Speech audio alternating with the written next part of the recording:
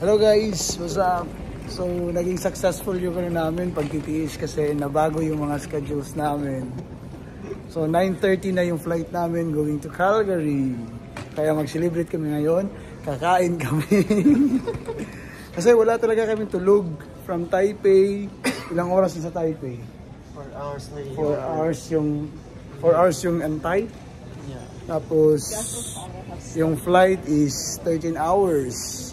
And then dumating kami dito around 7 ng gabi. 7, almost 8. Tapos ngayon 6 o'clock na ng umaga.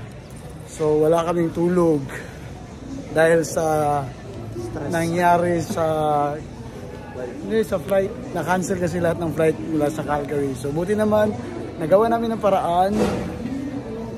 Tsaka naka-rebook kami ng 9:30. So naghahanap kami ng pagkain. Balik na tayo. Ito siguro. Tara. So dito na lang.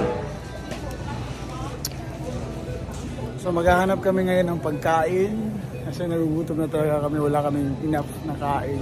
Pero dun sa plane, nakakain naman kami ng 2 beses kasi 13 hours yung flight. So sulit din naman. So sa mga kaibigan ko dyan, Charlie, Makoy at saka Tyron, salamat sa pag-aantay. Guwapa si Madam No. Oh. Ang hirap pala pag makancelan kayo ng flight, guys. Kasi mas maganda pa yung delay kaysa cancel. Kasi di mo alam anong oras kayo magkakaroon ng bagong schedule. So nandito pa rin kami sa Vancouver na airport.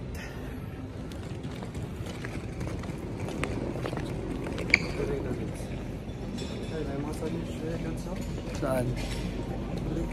Dito? Dari kaya.